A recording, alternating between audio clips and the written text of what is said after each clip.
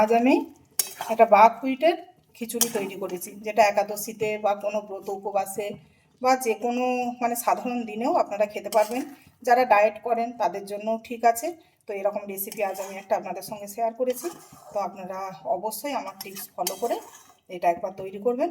আর আমি যে যে উপকরণ দিয়েছি, যদি কেউ কোনো ব্রত উপবাসে বা একাদশীতে না পান সেগুলো অবশ্যই সেগুলো স্কিপ করে যাবেন। আর না হলে আমি যেরকমভাবে করেছি অবশ্যই একবার করবেন। আজ একাদশী, সেই জন্য একাদশীর আমি একটা প্রসাদ দেখাবো। এটা হচ্ছে বাকহুইট।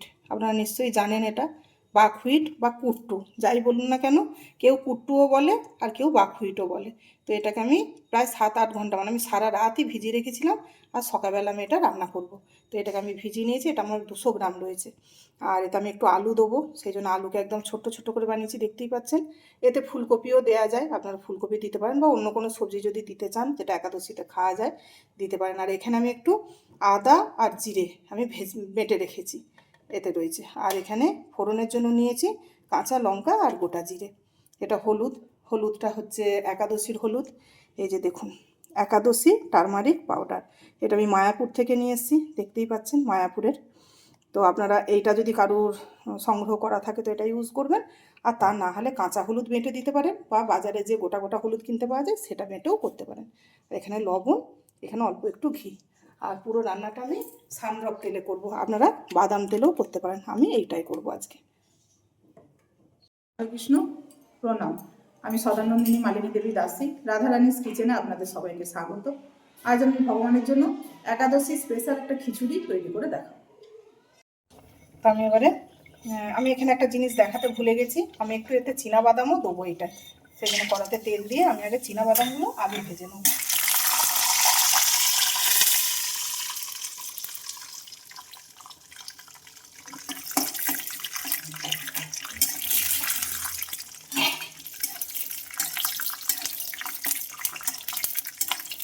চীনাবাদামগুলো কেটে গেছে, এবার আমি এটাকে তুলে নেব। এবারে বাদামগুলো আমি তুলে নিয়েছি, নিয়ে এর মধ্যে আমি এবারে কাঁচা লঙ্কা আর জিরে যেটা নিয়েছিলাম ওইটা দিয়ে দেবো।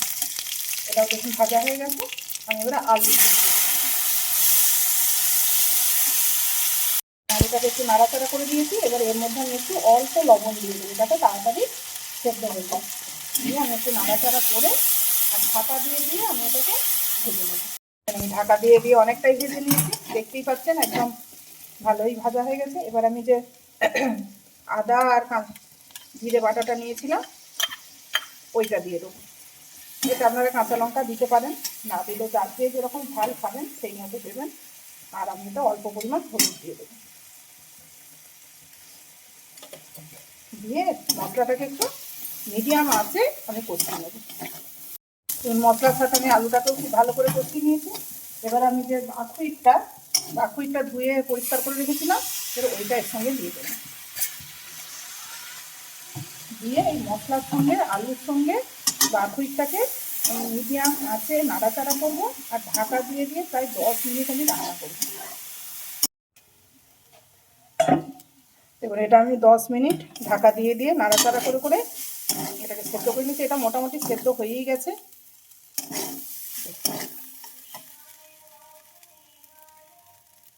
এই যে একদম সেদ্ধ হয়েই গেছে। তো আমি এবার এতে পরিমাণ মতো লবণ দিয়ে দেবো। তখন লবণ একটু দিয়েছিলাম আমি, সেই জন্য অল্প একটু দেবো। আর বাদামগুলো দিয়ে দেবো, দিয়ে নাড়াচাড়া করে নেবো। করে নিয়ে আমি এতে একটু গরম জল দেবো অল্প করে। কেউ যদি একটু বেশি রস রেখে করতে চান তাহলে একটু বেশি জল দেবেন। আমি একটু গা মাখা মাখা করবো, সেই জন্য আমি একটু কম জল দিলাম। তা আপনারা চাইলে মানে কীরকম করবেন সেই মতো দেখে জলটা দিয়ে দেবেন। তো ব্যাস, আমি এবারে মিডিয়াম হিটে এটাকে ঢাকা দিয়ে যতক্ষণ না বেশ একটা সুন্দর সেদ্ধ হয়ে গা মাখা মতো হয়ে যাচ্ছে ততক্ষণ আমি এটাকে রান্না করব। দেখুন আমি ঢাকা দিয়ে দিয়ে প্রায় 8 থেকে 9 মিনিট আমি রান্না করেছি, আর মাঝে মাঝে একবার করে নাড়াচাড়া করে দিয়েছি। দিয়ে দেখুন এই রকম ঘনত্ব আমি রেখেছি। এবারে আপনারা যদি চান একটু পাতলা রাখবেন তাহলে একটু জল বেশি দেবেন, আর যদি আমার মতো এরকম একটু ঘন ঘন করতে চান তাহলে আপনারা এই রকমই অল্প একটু জল দেবেন। এবার আমি একটু অল্প এতে একটু চিনি দেবো,